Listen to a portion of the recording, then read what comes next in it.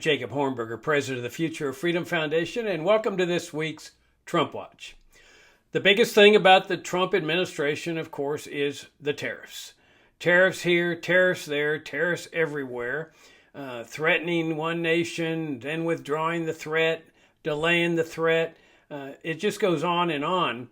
But it's causing, as everyone knows, economic chaos. I mean, there's chaos, at least all over the United States, but also in different parts of the world.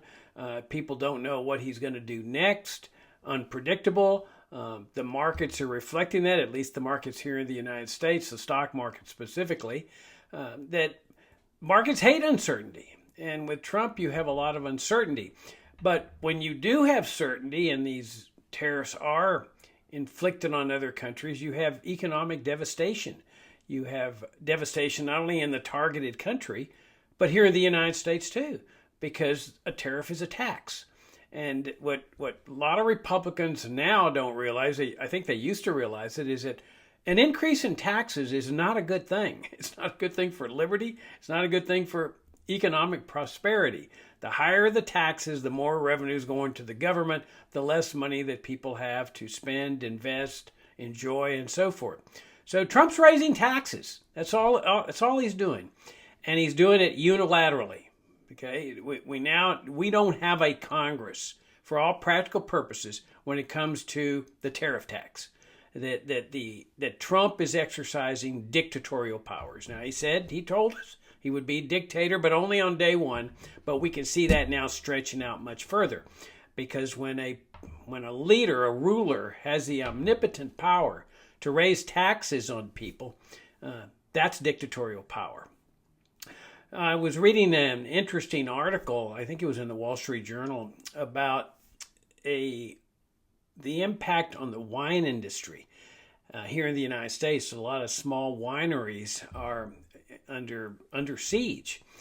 Now, the idea that Trump uses, the rationale for his tariffs is that, this will help out American businesses. It'll protect them from overseas competition. And so, for example, when he puts tariffs on wine in France or on champagne, he thinks, that's going to really help the small wineries here in the United States. According to this article, actually not. And the reason it was kind of interesting, that these small wineries depend on small distributors to get their wine from the winery to the restaurants and other retail establishments. But these distributors are small. And in order to stay in business, they depend on European wines. So I guess maybe like it's a matter of filling up a truck or something. They can't afford to just take a truck that's half filled with American wine.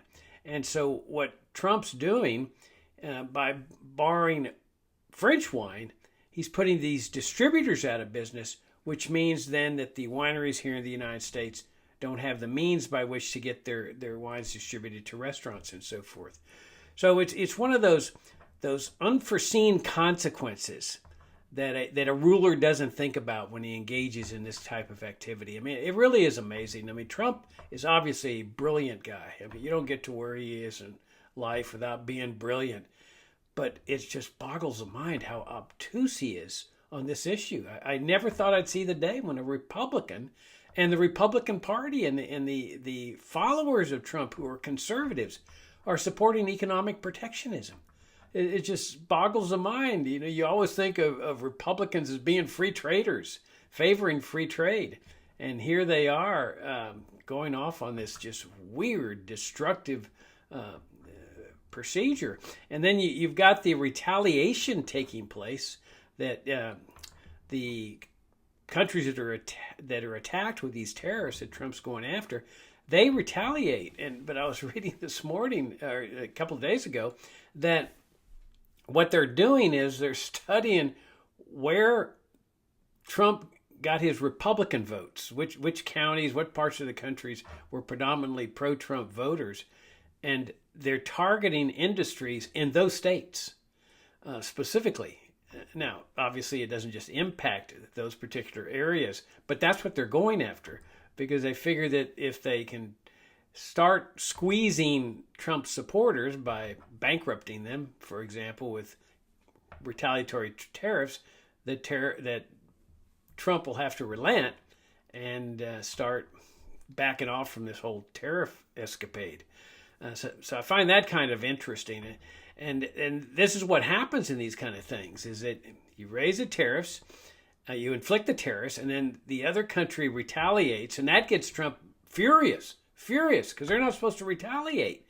And so he says, okay, then I'm going to slap you down with a 200% tariff, and I'll see your bet and raise you 200 percent or so. I mean, it's just, and then of course the other country retaliates, and the people who are paying the price for this are the consumers and taxpayers in both countries, because when they do a retaliatory tariff, that's a sales tax on their citizens.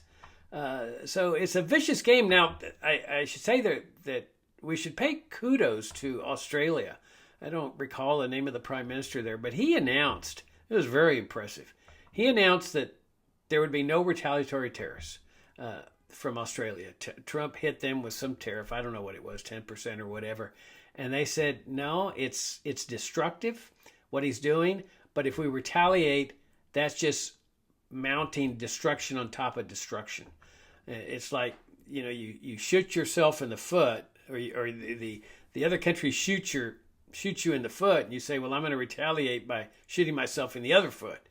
And that's what we've always said here at FFF, is that just don't do anything.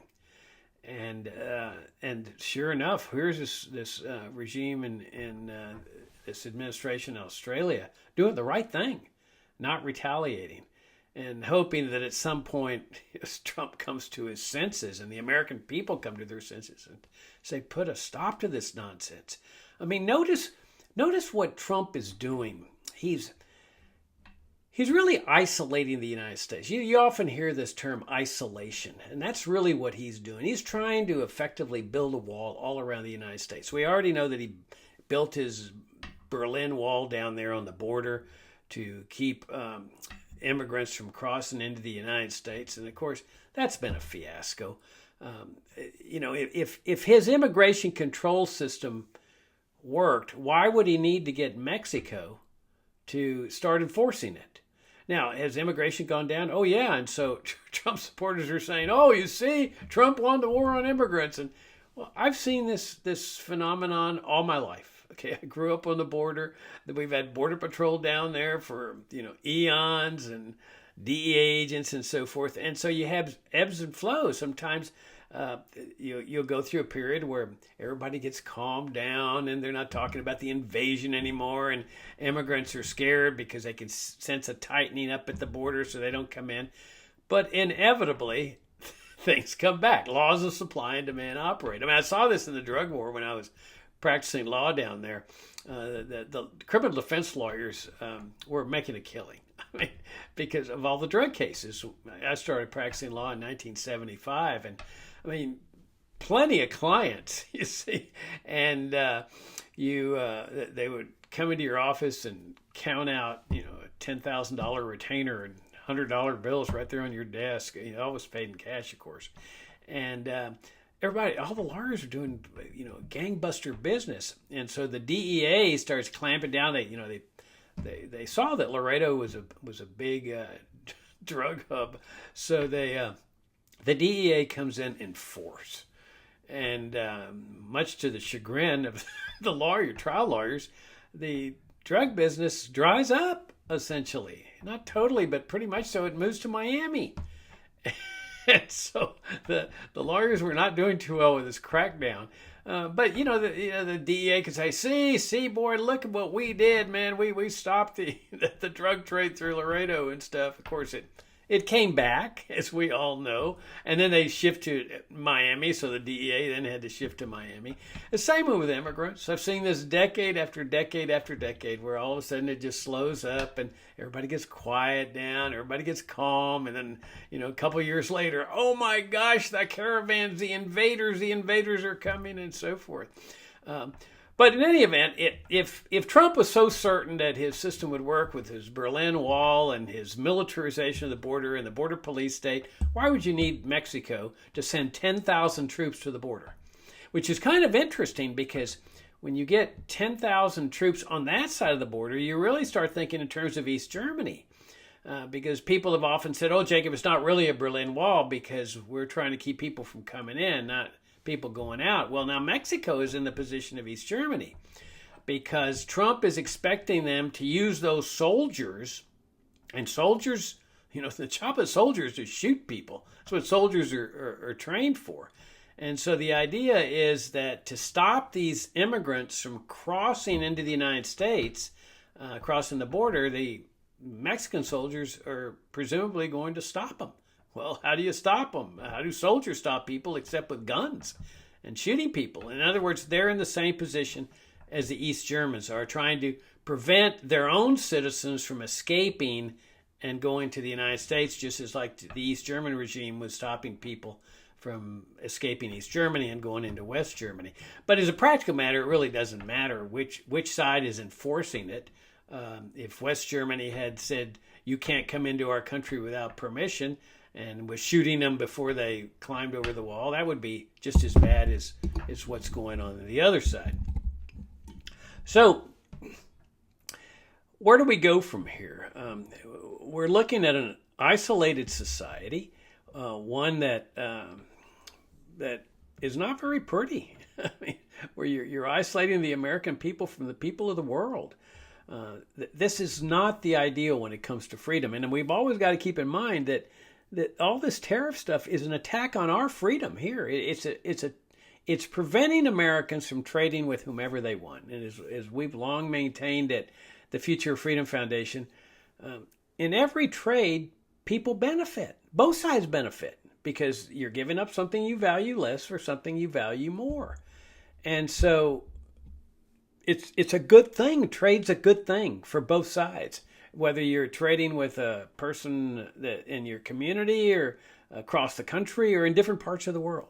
And so to that extent, when a government is interfering with this process, that's a bad thing. It's interfering with people's well-being, but it's also destroying your freedom because you have a right to trade with whomever you want. It's your money. It's your property.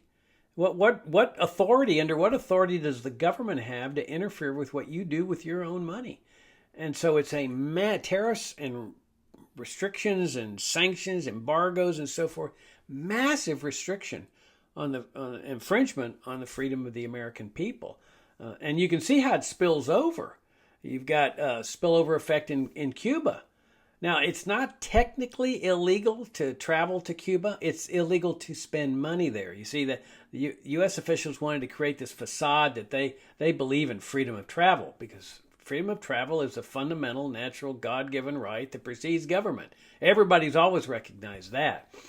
So that what they do is they play this charade where they put an embargo on or sanctions on and say, well, okay, yeah, you can go to Cuba, but if you spend money there and when you come back, we're going to indict you for a felony. And so you end up with a destruction of the liberty of the American people. If you go to Cuba and spend money there without getting the permission of the U.S. government, now they'll give permission to certain people, but when you're having to ask for permission to travel someplace or to spend your money someplace, you're not living in a free society. That is definitely not a free society. So you have these spillover effects. You can see this in the immigration, the war on immigrants, where Trump is using immigration controls to attack freedom of speech.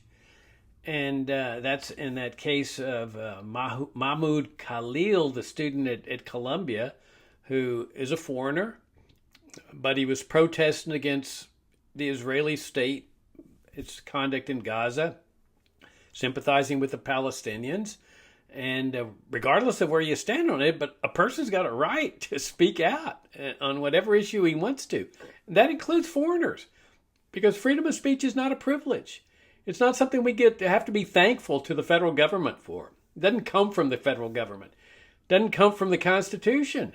The First Amendment does not give anybody freedom of speech. It prohibits the government from infringing or taking away freedom of speech for everybody, foreigner and American alike. And so, but what Trump's doing is using immigration controls as a way to attack freedom of speech because he doesn't like what this guy's saying. It's that common perception that if you criticize the Israeli government or something the Israeli government says or does, you're anti-Semitic. It's just standard. It's come to be a standard tactic, and it's very effective. I mean, because people don't want to be accused of being anti-Semitic, so they say, okay, I'll side with the Israeli government regardless of what it does. Well, this guy didn't. A lot of people don't. And they get accused of being anti-Semitic, that they hate Jews and so forth, which is ridiculous. It's like, if you criticize the Vatican because of its response to the child molestation problem here in the United States with all the priests, that you're anti-Catholic. Ridiculous. Okay, you can disagree with a government without being, hateful toward the religion of the people in that society or their lifestyles or whatever. But Trump's trying to deport this guy, and under the idea that he doesn't want any Semites here, and that this guy doesn't have a right to, side with the Palestinians or whatever his reason is. Trump's trying to deport him, and now it's in litigation. The guy's a green card holder. That's the infamous green card. That's part and parcel of the whole immigration control system. That you can't work here without a green card. Jeez, I don't even know why they make it green. I don't know why they don't make it red, white, and blue. That seems to me to be more patriotic. And so he's also married to an American, which is kind of interesting. They're trying to separate him from his wife. I mean, it's just, the whole thing's just ludicrous. Absolutely ludicrous. And then the latest development is Trump is now using a 1798 law to deport some Venezuelans under the notion that we're at war, that America's at war.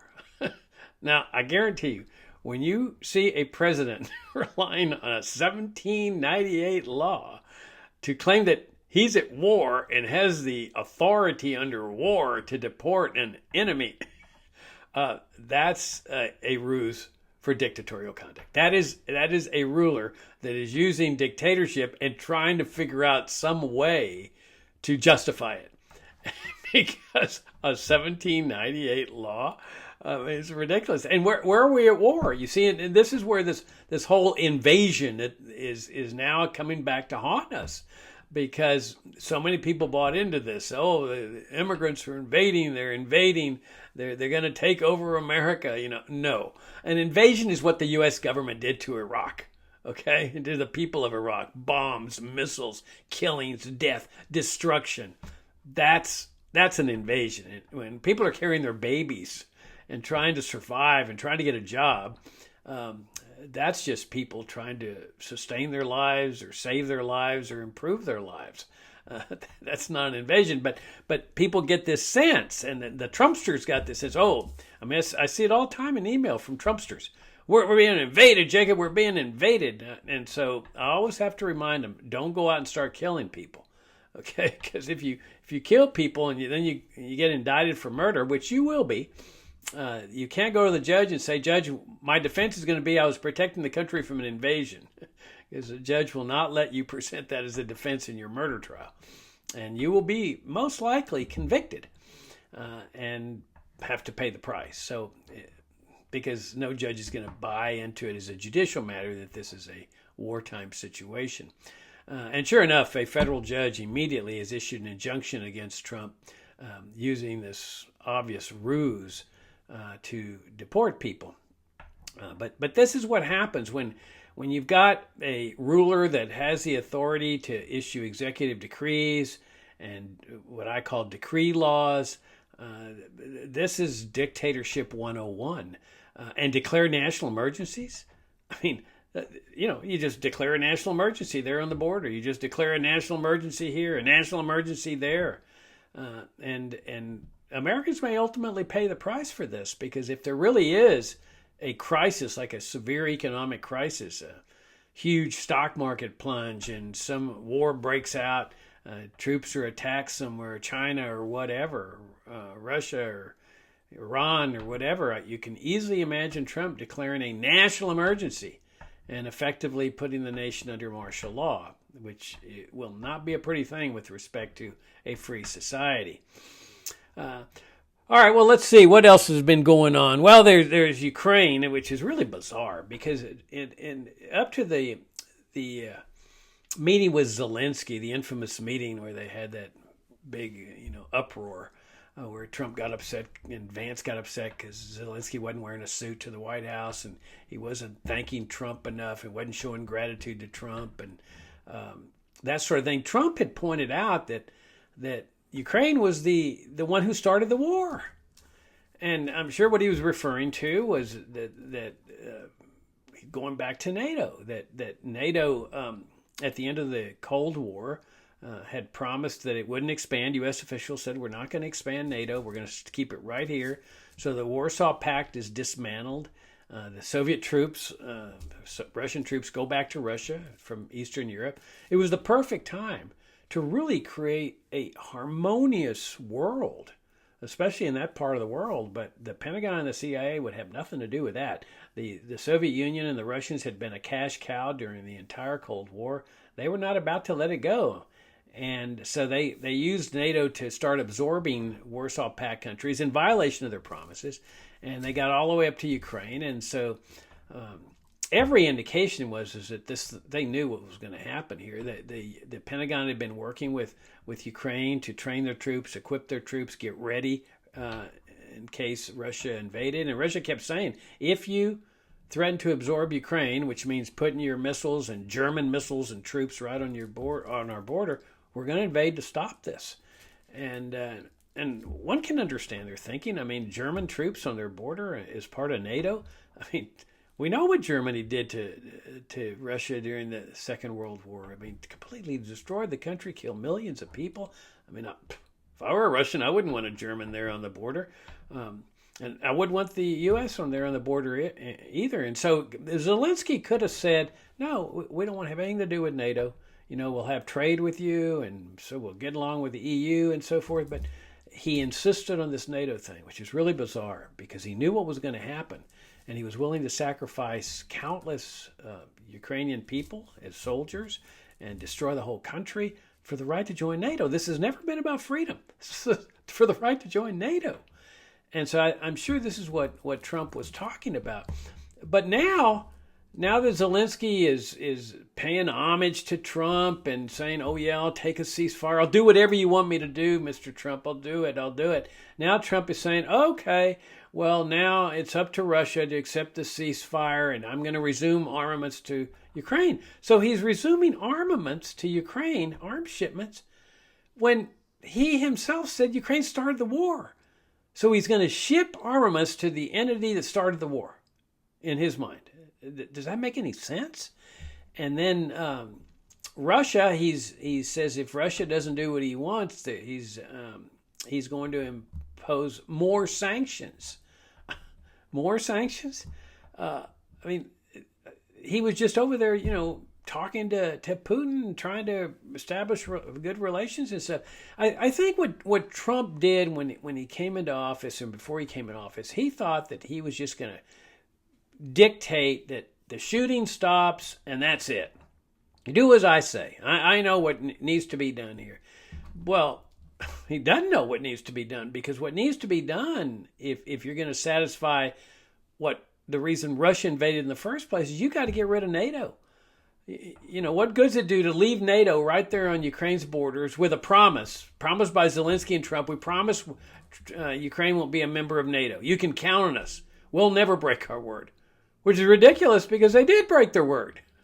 They broke their word at the end of the Cold War when they promised they wouldn't expand. So how can Russia trust anything Zelensky and the United States say? They can't. He can't. So the only real way to reach a long-lasting peace and harmony in this part of the world is to dismantle NATO. And that's exactly what Trump ought to do. This is what Trump should do. Just come home. Just come home. You don't need to be intervening and trying to dictate terms of the settlement. Just stop the arms shipments and come home. and from Europe too.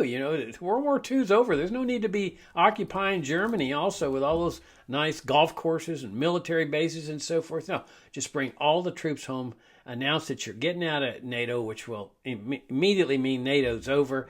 And now you finally have the recipe for what could have happened and should have happened at the end of the Cold War. A peaceful and harmonious relationship between Western Europe, Eastern Europe, Russia, and so forth. This notion of perpetual war for perpetual peace is just a friggin' disaster. We also see now that Trump, who has always billed as anti-war among right-wing libertarians, Jacob, Trump's anti-war, he's anti-war. Really? Then explain why he's bombing Yemen. Now, my understanding of bombing is that you're killing people with bombs. And that's an act of war, as I've always understood it. And so here he is, keeping up the killing in Yemen, which has been going on forever. What business does the U.S. government have in Yemen? None. And killing people in Yemen. And I guarantee you, if there's a terrorist attack in response to those, they're going to say, oh, they hate us for our freedom and values. The same thing that happened after 9/11. They hate us for our freedom and values, when really they were retaliating for all the death and destruction that the U.S. was wreaking in Iraq and elsewhere around the Middle East.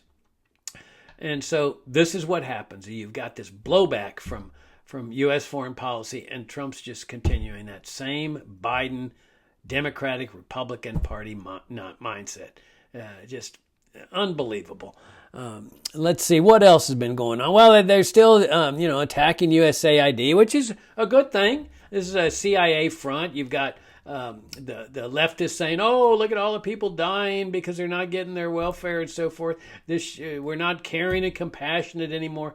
There is no care and compassion that is involved with USAID. This is a IRS collected taxes that are funding this thing. But there is no government soul that goes to heaven.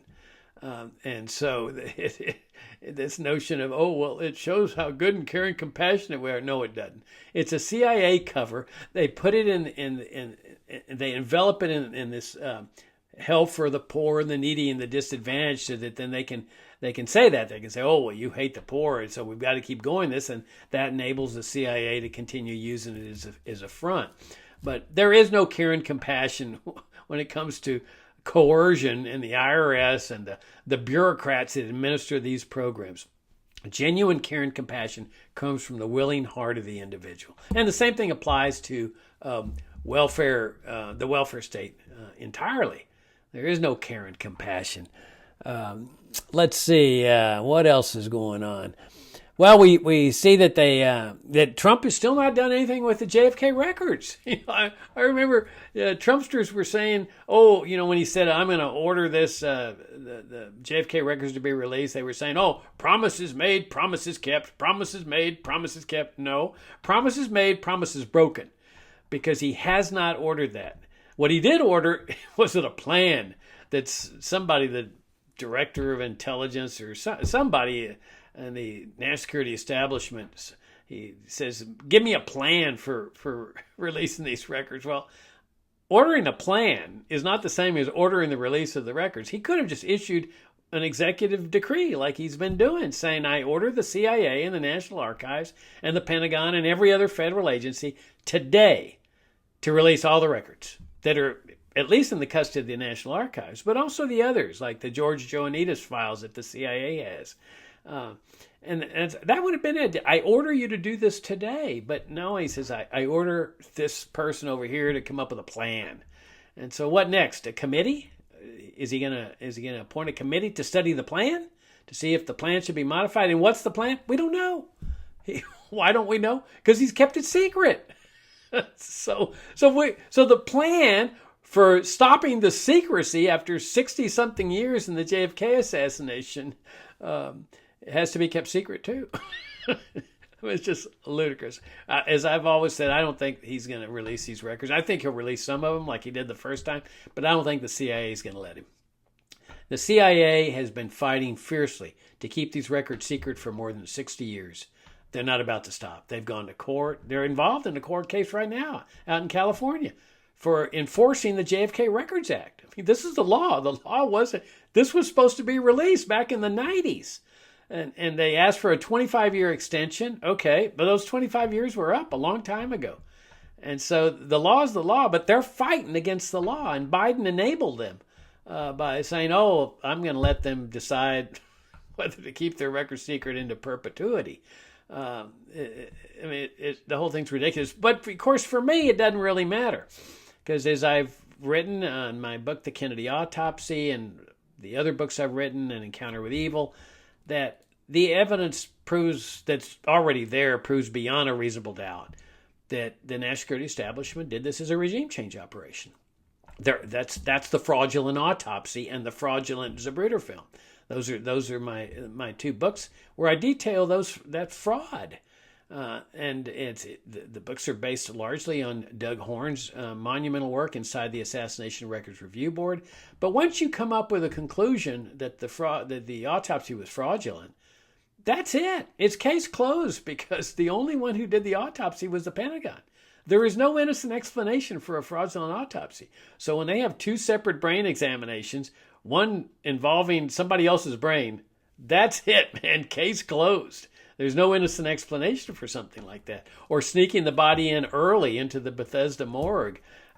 Or strange things like Robert Knudsen, a White House social photographer that said he would photograph the autopsy, but he clearly didn't. So he photographed something. We're not really sure what it is, and the Pentagon's never said that they're going to explain what it was. So these are the kind of things where I don't really care about the records. I think it's important that they be released, but for me, it's over. I mean, the national security establishment should have been dismantled a long time ago. And that's the other thing about Trump, is that he believes in the national security establishment, as do Republicans, as do right-wing libertarians. They believe in the Pentagon. That's what they're using to militarize the border. They believe in the CIA. They believe in the NSA. And they'll complain about, making them more efficient and getting rid of the waste, fraud, and abuse. But this has been the great destroyer of our freedom. And Trump is simply enabling them and using them, Yemen, the border, and so forth, when really what Americans need to be doing is doing a lot of soul searching and reflection as to why we are a national security state, why we're a welfare state, why we're a drug war society, why we're a war on immigrant society.